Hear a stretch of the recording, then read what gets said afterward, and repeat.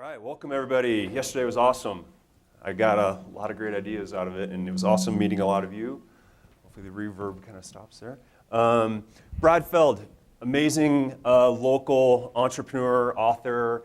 He has an amazing blog if you want to follow him, Feld Thoughts, correct? Yep. He's author. You have the book right here, one of them. I've also started reading Do More Faster. So if you enjoy this, definitely another book to look into. Amazing co-founder of Techstars. He's also managing director of the Foundry Group. And he's a runner and coached athlete. And in fact, his coach is here in the audience. So Gary, raise your hand, right here, awesome. Runner, tell us about, you're trying to run a marathon in every single state, 50 marathons. How many have you done so far? So I've done 23. I've had some good ones and some bad ones, although ultimately I finished them all. My wife Amy likes to say that every time I finish one, I say, that was a tough marathon, sort of without fail. It's been an interesting adventure because I decided to start running marathons. I ran when I was in high school. I was a pretty good cross-country runner. I ran a lot of 10Ks. I could do a 36 10K when I was in high school. And I just stopped running. And then in my late 20s, early 30s, I got fat. And, it was kind of a natural progression. Every year you put on a couple of pounds, and then all of a sudden you realize that you look in the mirror, this doesn't look like me. And I decided to start running marathons as a way of having sort of a longer arc thing that I was doing. I ran a marathon when I was in high school, so I had done one. And the discipline of it, for me, worked really, really well for a number of years in my work context. So I like that. And then the other thing was my wife Amy and I made it an adventure. So every time we went to do a marathon somewhere in a different state, we typically make it a 4 or 5 day weekend and just go have some fun and explore. I would have never gone to Bismarck, North Dakota. I probably, no offense to Bismarck, North Dakota, but it was not on my list of must-visit places. And we had an awesome time in Bismarck, North Dakota, or Ashton, Idaho. Like, you just end up in these, you see America, and you understand what the place is like. And you've done a 50 as well. I did a 50. I did the American River 50 in 2012, and it truly fucked me up.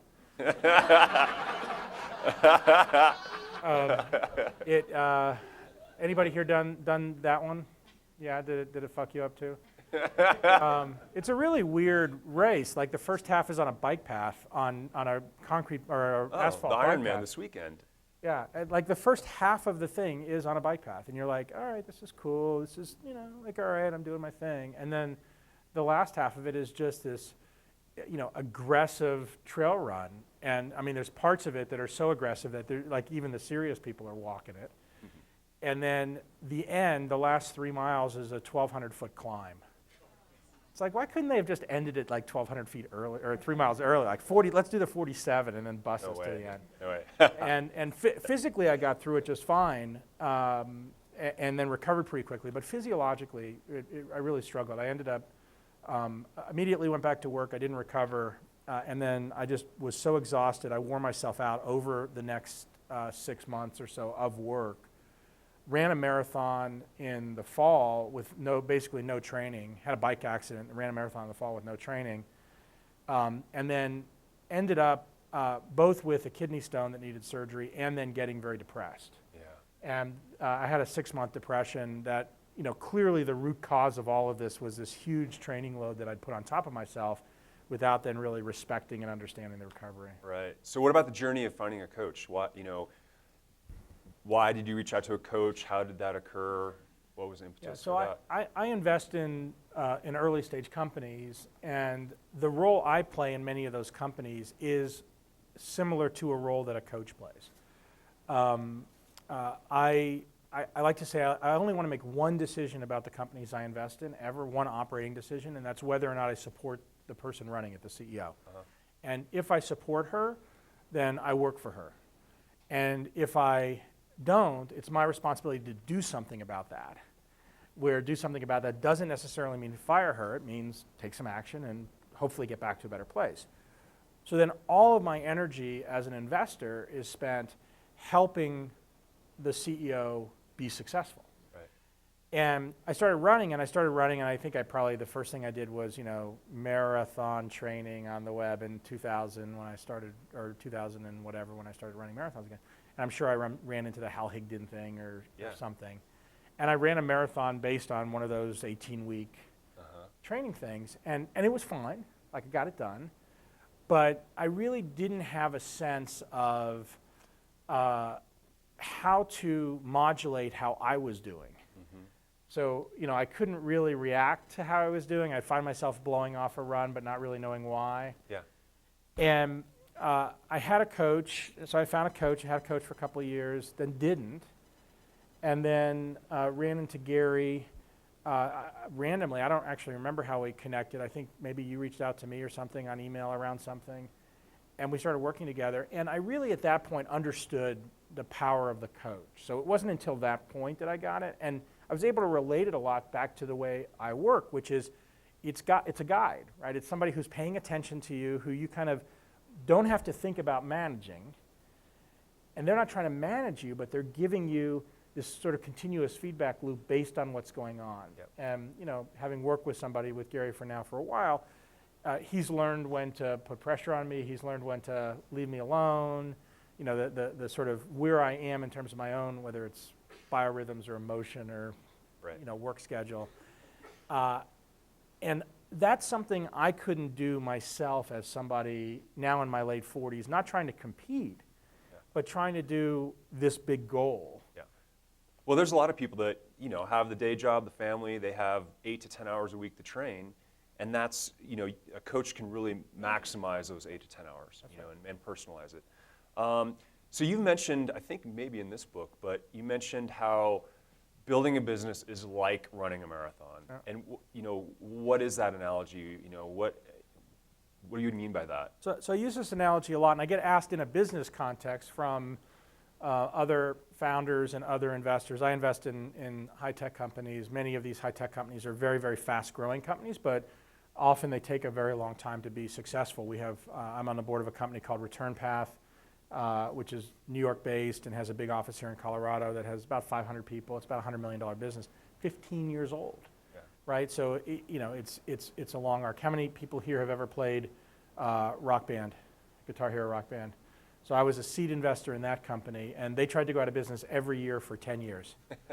So they managed just barely every year not to go out of business for the first 10 years, and then they released Guitar Hero, and the company became an amazing success 10 years later. They're still in business. I'm on their board. It's 20 years later. They're about to come out with Rock Band 4. If you're a Rock Band, if you enjoy Rock Band, get Rock Band 4. It's unbelievable. If you're not a Rock Band person, you're going to get reintroduced to it.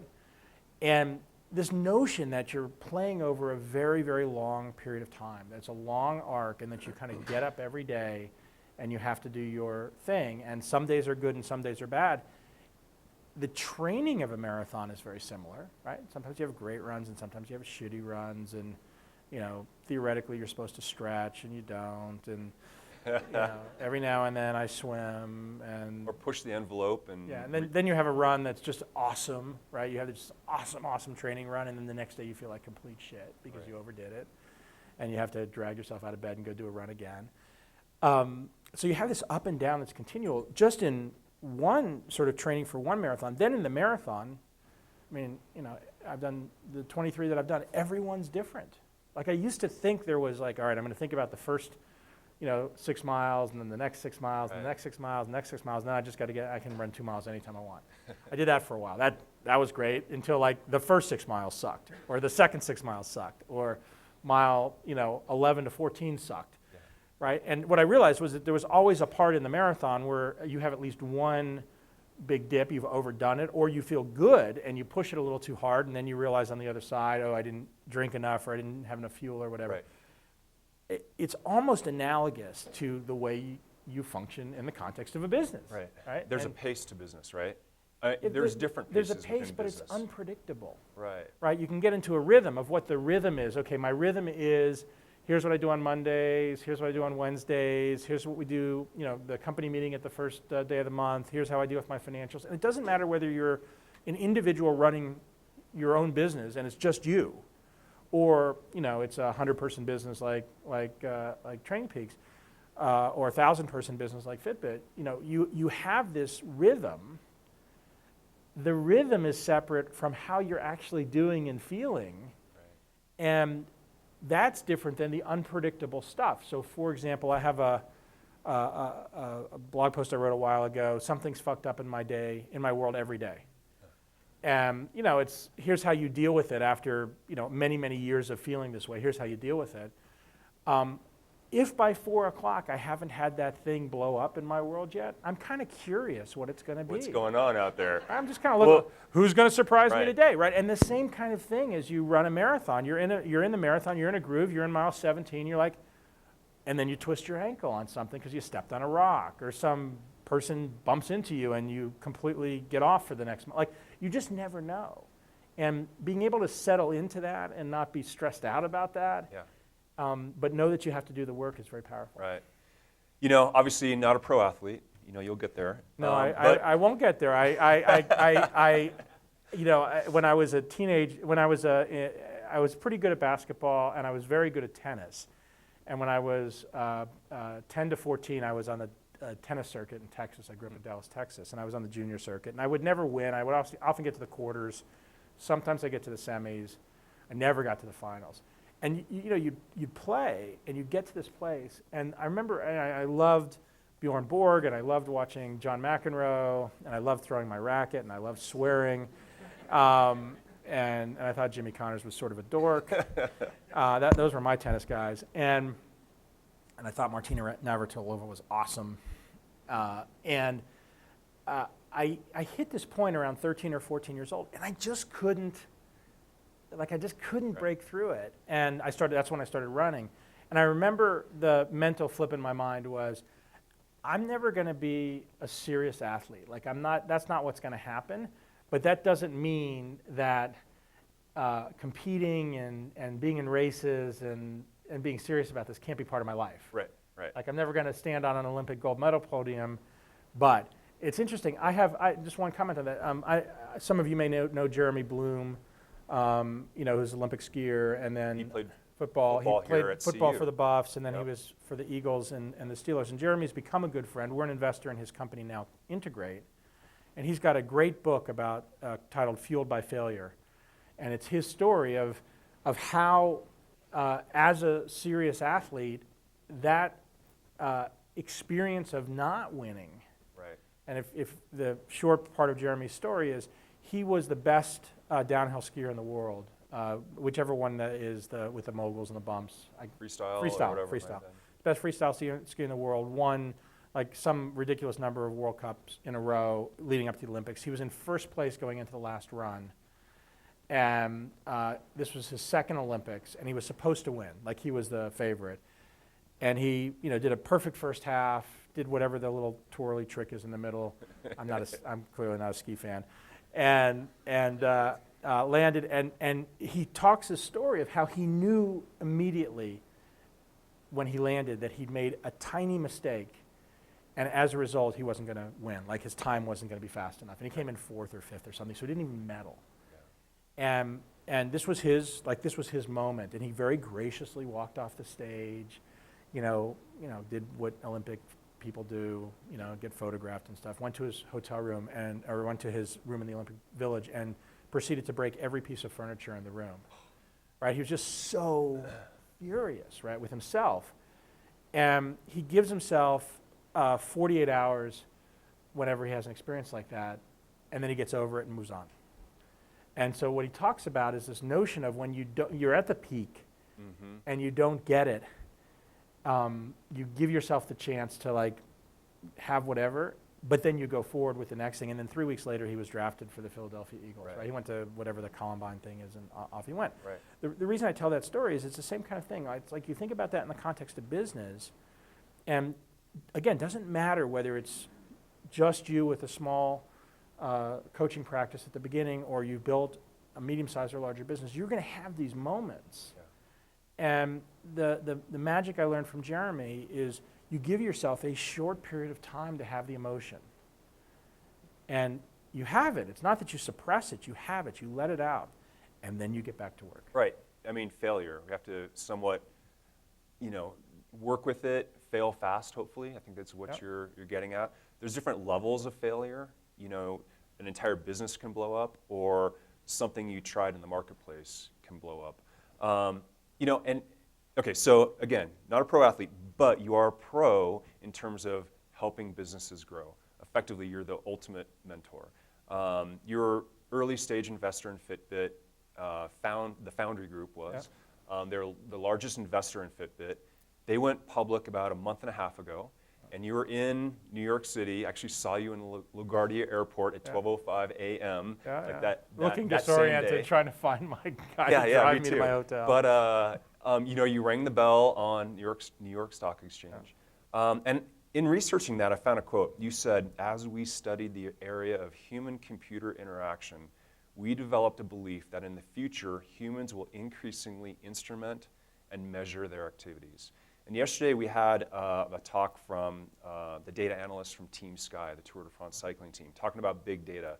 I mean, certainly here we have, Fitbits on our wrists, and they're syncing to the cloud. And, what about that interaction between software and hardware? I mean, it's somewhat very delineated right now, but, do you see that changing in the future where, this can actually be comparing me to, my past history? Where do you see Fitbit going in terms of the software integration or collecting analytics on the person? So the magic of Fitbit is a combination of a really well-built product, whether it's the GPS watch like Surge or Charge, really, really well-engineered hardware, combined with magical software. And when we invested in Fitbit in 2010, it wasn't that we were investing in a tracker company. It wasn't that we were investing in a company that was going to keep track of your steps. It was that we were investing in a software company wrapped in plastic. So our view is that the hardware piece of it is the piece that enables the software to do amazing stuff. And if you think about the historical business that Fitbit is in, and the business that they're really transforming or disrupting, however you want to talk about it, it came from two places, right? One was a pedometer. How many people in this room, have ever used a pedometer to track your steps, right? And the other was the sport watch market. How many people here have ever used a sport watch? Everybody, right? And how many here love their sport watch software? Think the software's awesome. I don't care whether it's Polar. That's why they use TrainingPeaks. Come on. Polar, Garmin, Nike, whatever, right? Not just the software on the web, but the software on the watch, like the user interface. Like, I'm going to change something on this now. Oh, that's going to be really fun. Or I'm in the middle of a workout and I want to change something, or I want to look at something different.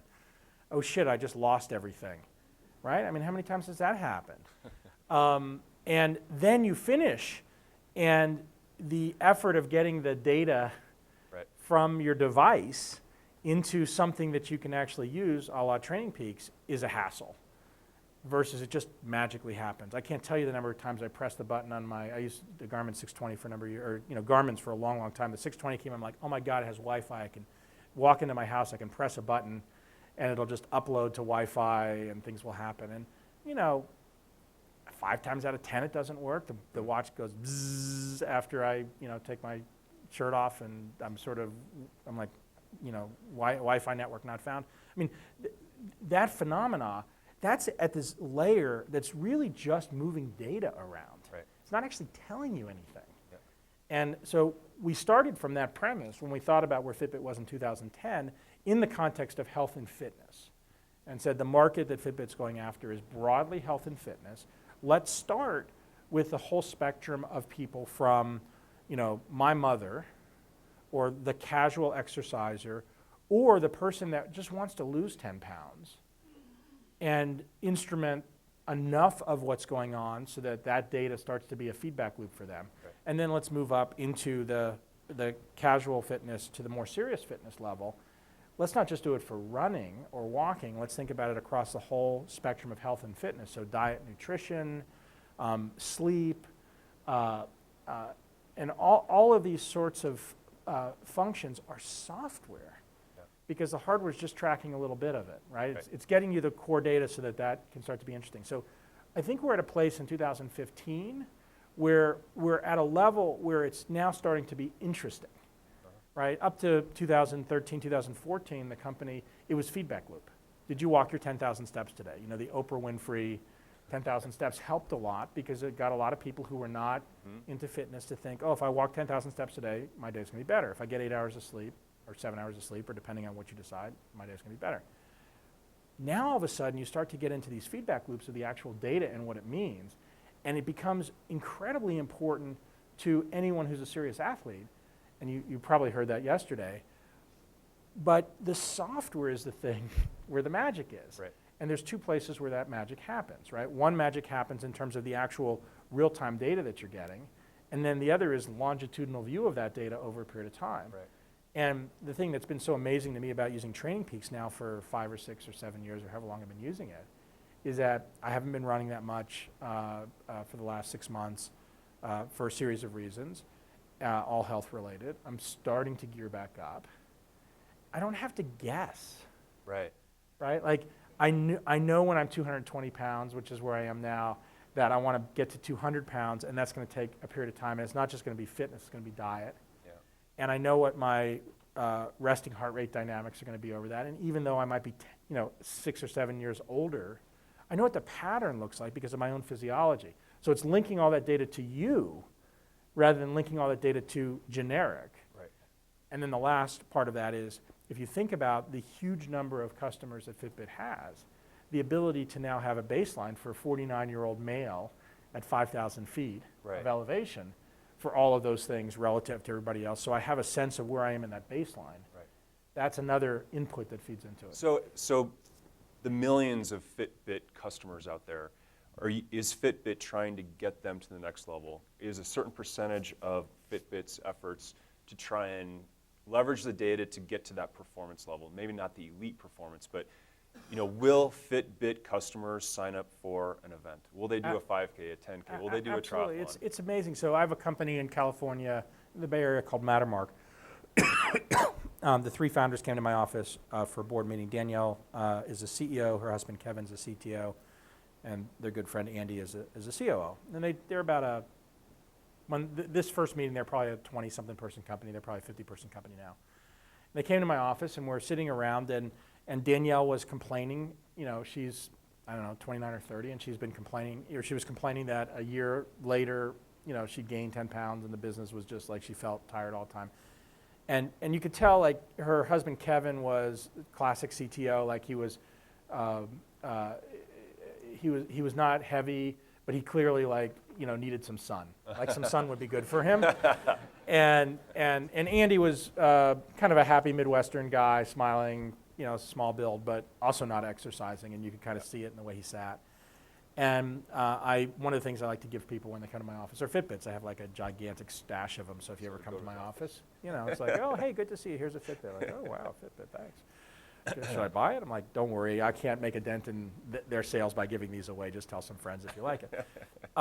And I gave the 3 of them each a Fitbit charge. And Fitbit has on the software, on the mobile phone, Android, iOS, or if you happen to use some phone by this other company, Microsoft, I guess they still make phones. They have a challenges feature. And so you can have 10 people in a challenge, week-long thing. And I invited them all to a challenge, and we all started doing a challenge. And it was amazing to watch. All of a sudden, Danielle decided she was going to start walking to work every day. And her walk to work was about 2 miles. And all of a sudden, Danielle's getting 25,000 steps a day. Yeah. And, I saw her a month later, and she's like, I feel so much better. And it wasn't about I lost some weight and that sort of thing. It's like, this is just awesome. Not only do I have this, physically better, I have this brain space where I'm not with, and by the way, she was obviously living with her husband Kevin, but Andy also lived with them. So as founders, they all shared an apartment. And she's like, I get like, an hour a day away from Kevin and Andy. I can just go for a walk and think about all the stuff I got to think about. And they then bought Fitbits for everybody in their office.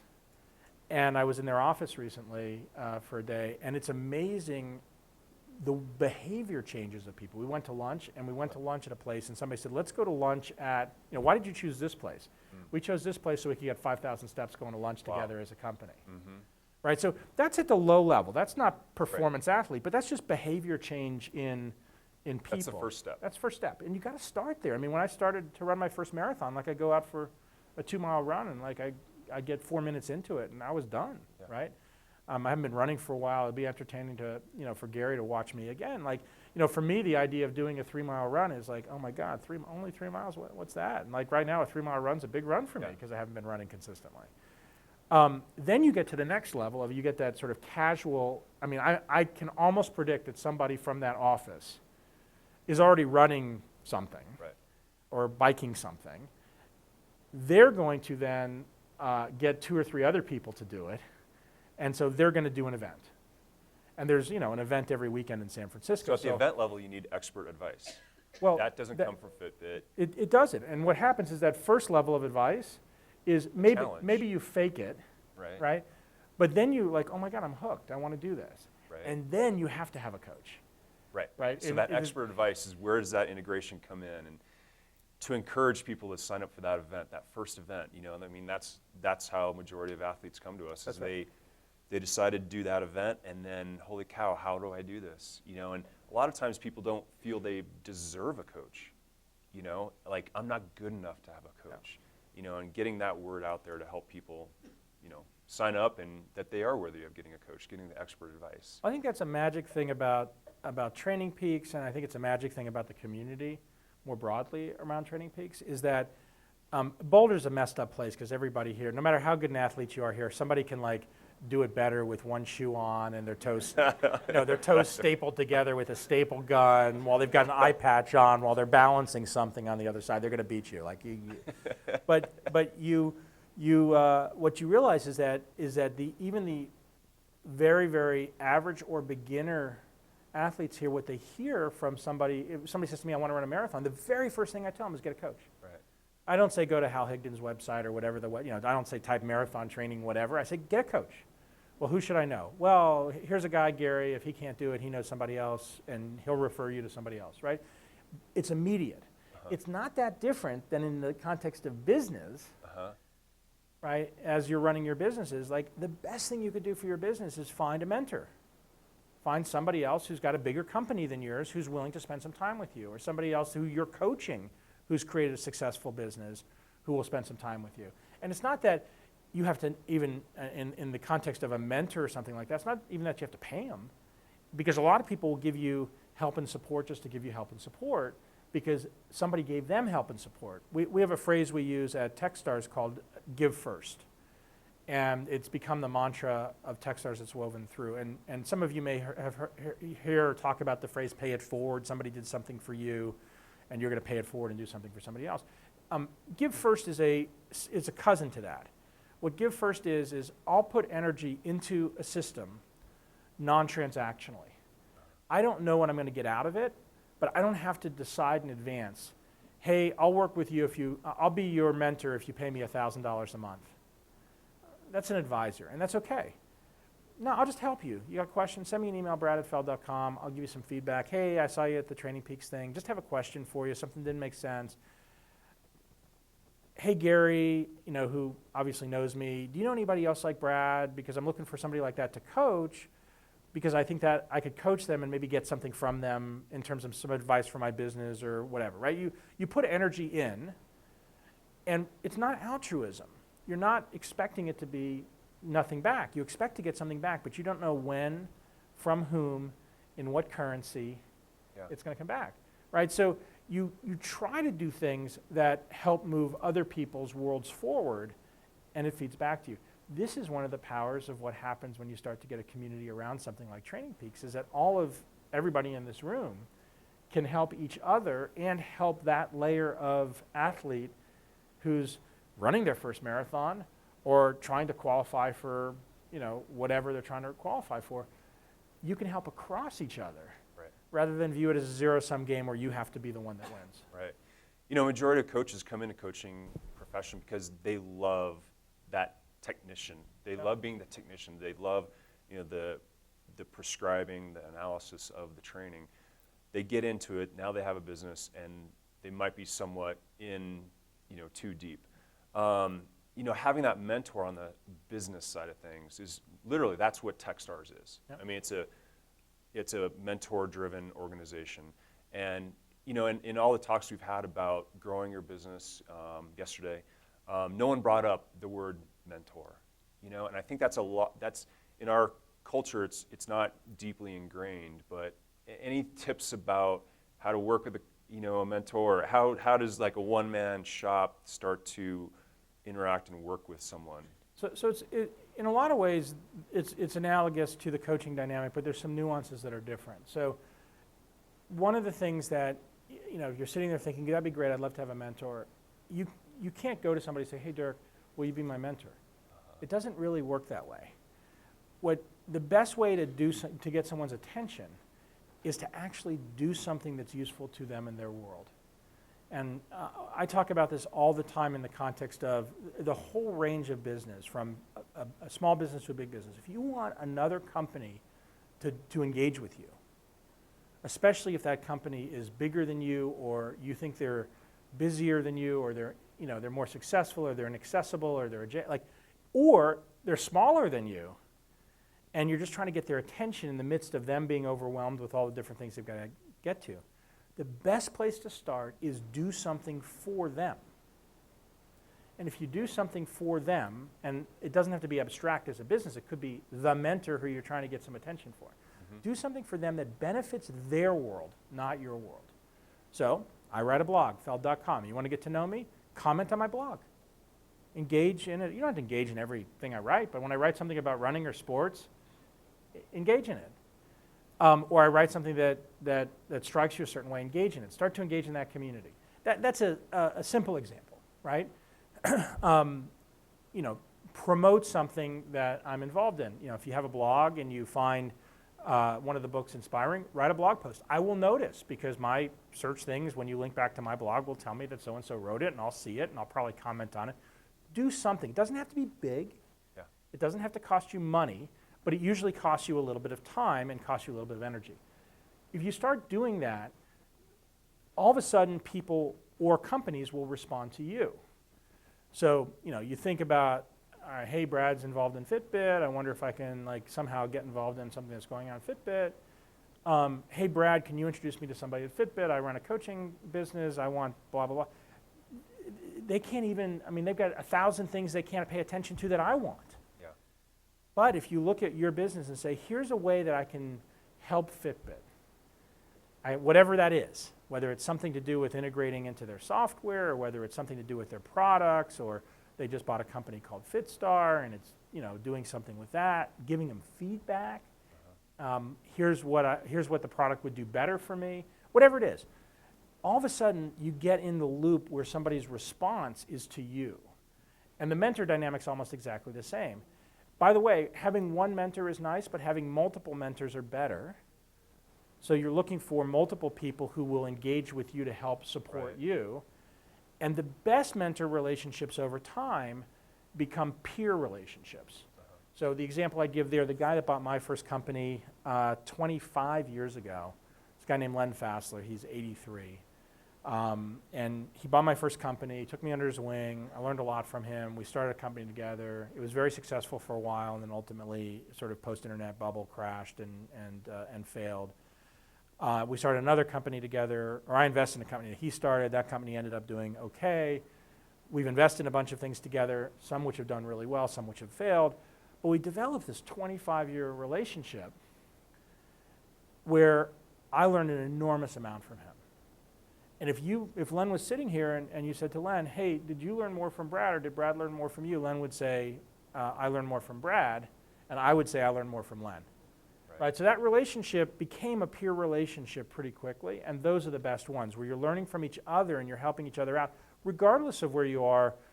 He's in New York, so physically, regardless of where you are age-wise, he's 30 years older than me, regardless of where you are economically. When we first started working together, he had multiple successes, and he bought my first company. You lost your shirt in 2001, or yeah, and then we both failed together, a huge failure, right? Together, it was a public company, very public failure together. So you have these experiences over a long period of time, those are the best relationships. And if you think about the coach-athlete relationship, it's similar, right? I mean, I don't know. I mean, I'm going to guess, but I'm going to assert that your best clients are ones that are not 3 months in.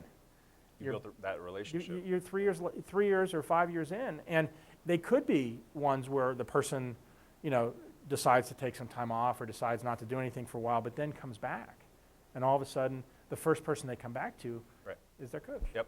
So what about the characteristics of a successful entrepreneur? I mean, you must see at least 200 pitches a year. I mean, Techstars, essentially, if you don't know Techstars, you choose 10 young companies every 6 months, I believe, just in Boulder alone, and you get pitched maybe 50 or so. You choose 10. We actually get about 1,000 applications for each program. I mean, the numbers are silly. But the characteristics of what do you look for, independent of the business idea, that entrepreneur?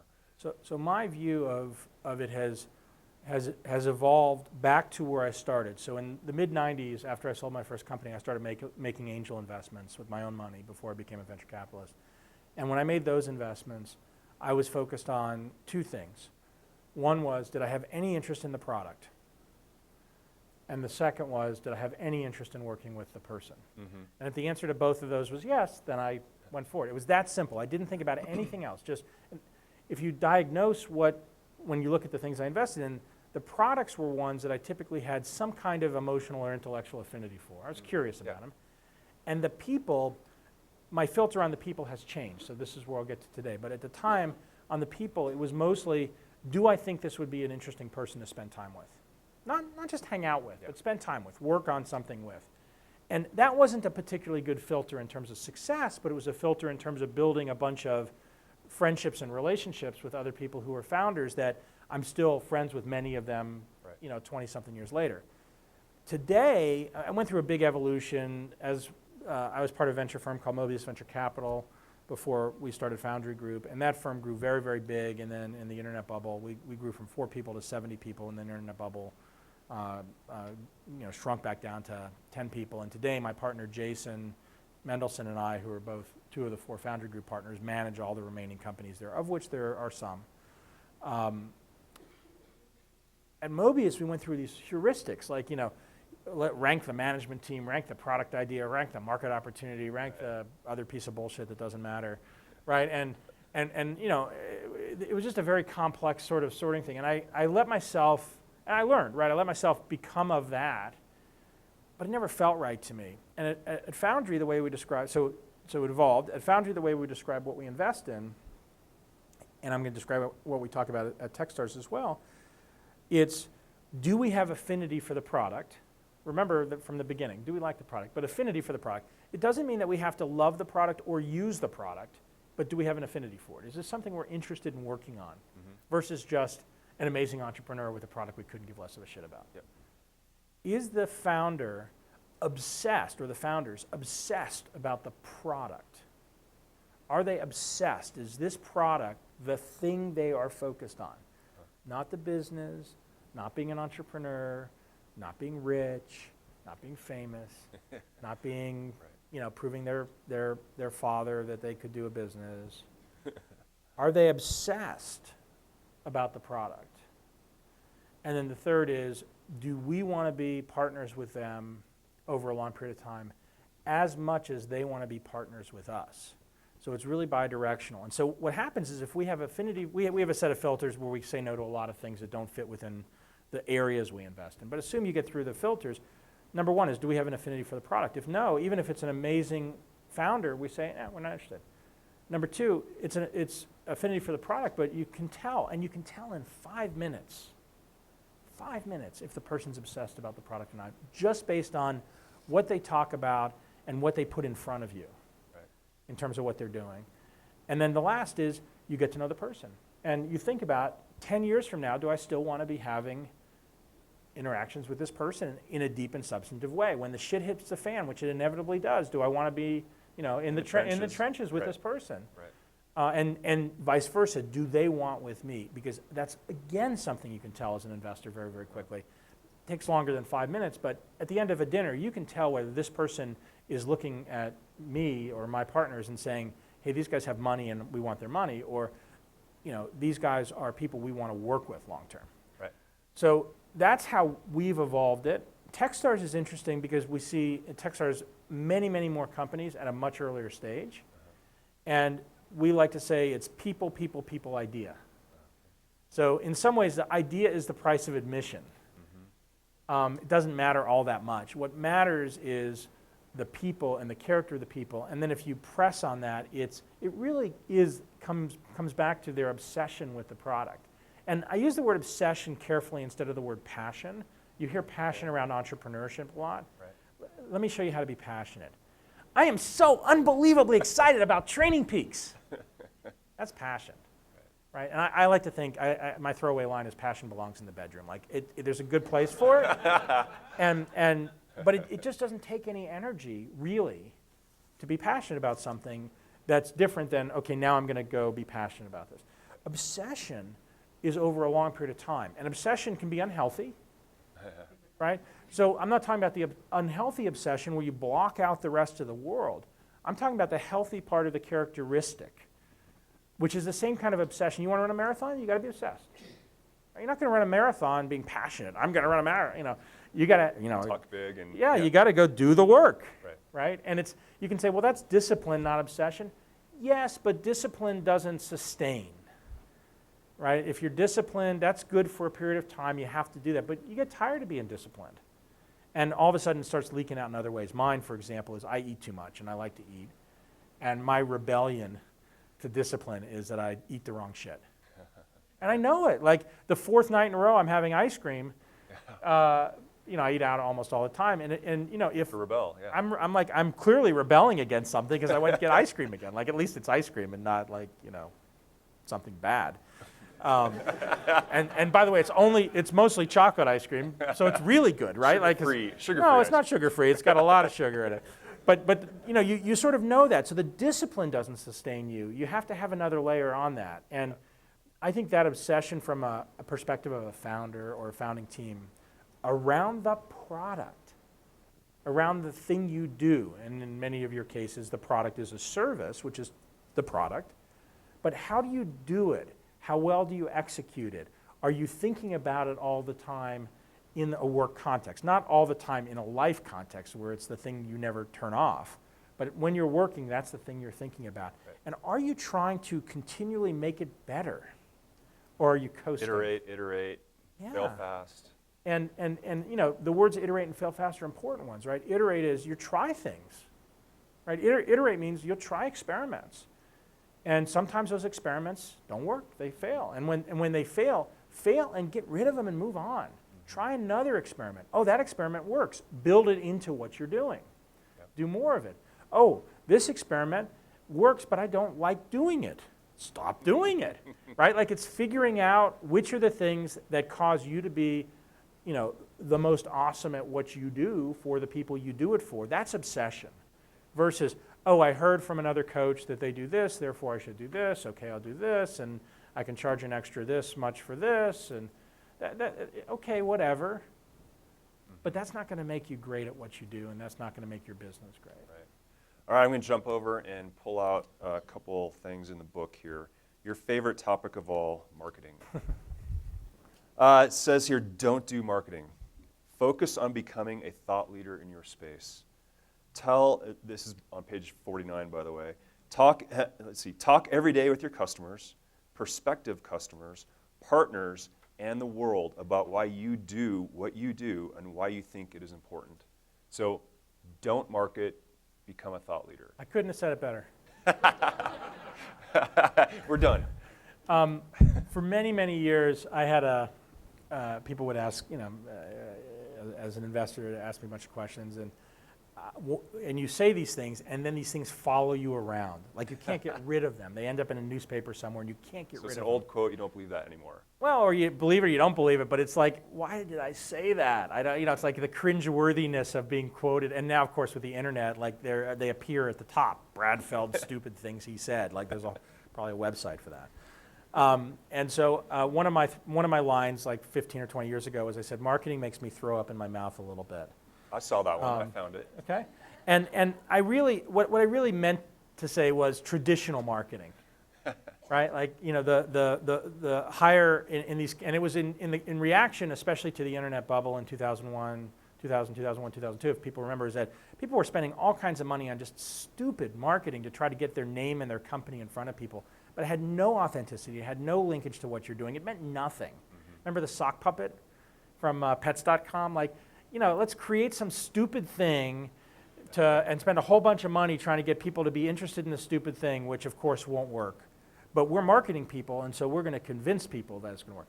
So that's what I meant when I said marketing makes me throw up a little in my mouth. Chris Moody, who's the founder of a company called, or CEO of a company called Ganip, which got bought by Twitter a couple of years ago, Boulder Company. Chris confronted me one day after I'd said something akin to that, and he said, "You're full of shit," is basically what he said. He says, "You're one of the best marketers I've ever met." And I said, what do you mean? He says, "Come on, like, you explain to me why you write the books you write, and you write your blog, and you do these speeches. And you're great at marketing what you and Foundry and Techstars do." And he didn't say building a brand for yourself. I don't like that language either. I don't think that's what it's about. And so we went back and forth, and he says, what you're really doing is thought leadership. You're showing people how you think about this stuff to help them think about what they're doing in the context of what you do. And he says, that's the way great businesses do marketing. Is great businesses are the thought leaders of their segment. And it doesn't matter whether you're a big company or a little company. It doesn't matter whether you're a global business or you're in Bismarck, North Dakota. Thought leadership in whatever you're doing is the thing that is effective marketing. And he gave me an example at the time, and I remember the example because when this conversation happened, the BT oil spill had happened. And he says, I predict that BT is going to have a whole bunch of stuff coming about how green they are. Right? Not BT. BP. BP, sorry. Remember they had this huge oil spill in the Gulf, and it, awful, whatever. And then you watch TV now, and they have all these advertisements, and it's like the logo is green, and there's a starburst of yellow, and they're talking about all the great things they're doing for the environment, but they're not saying that what they're doing for the environment is they're basically taking a whole bunch of oil and throwing it all over the place, right? They're trying to be thought leaders, but it's so hollow. Now, they might be thought leaders in certain areas, but it's so hollow in terms of that layer. Versus, if you think about it in the context of what are you doing as a coach, where amongst not just the athletes that you're working with, but amongst your peers and amongst other people in your community, you're being a thought leader about the value of something that's important to you. Right? It could be the value of training, it could be the value of exercise, it could be the value of competing. It doesn't matter, right? Pick a thing, be a thought leader, and help people think it through. It doesn't have to be the value of, it could be how to. That's the marketing that's so powerful. Sometimes you can have an edge to that. To be a thought leader can go against the grain.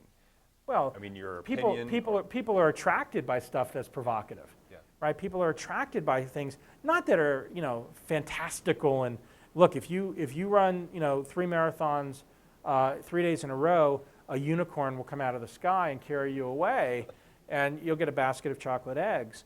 Like, okay. Right, but you could do that, but you can also say, think about, the challenge of here's, let's say you care about life extension. Let's just pick that as a random topic that comes up a lot, right? Our natural life expectancy now as Americans is probably, in the high 70s, early 80s, and I would assert that our kids, this audience's kids, probably have a life expectancy in their 90s. And there's a chance that their kids have an infinite life expectancy based on the arc of technology. And there's a chance that they have a life expectancy in the 90s, right? What do you have to do as somebody who's in their 50s to get another 10 years today? And you could have a point of view about that. And that's provocative in the context of what you're doing. Now, if you don't believe it, bad idea. But if you believe it, you become obsessed about it, that becomes part of what you're talking about and part of what the fitness dynamics are. It could also be, hey, Brad, you're a nice, schlumpy Jewish guy that's run 23 marathons, and your best marathon's 4:05, and your worst marathon's 5:47, which wasn't really a marathon that I ran because halfway through the marathon I twisted my knee, and I just determined I was going to get this fucking thing done no matter what because I was not going to have a DNF on my record.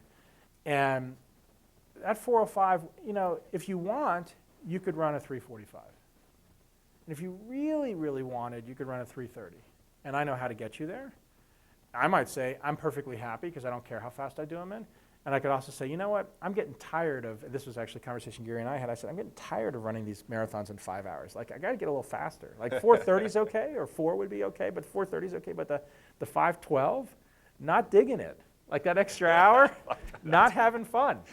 Get me off the course a little faster. What do I need to do? And you know, to his credit, he's very clear. And if I did the work, I got done at 4:30. And if I didn't do the work, sure enough, by about mile 22 or 23, when I was kind of doing the math in my head, I was going to be another, 45 minutes before I was done with it. Right.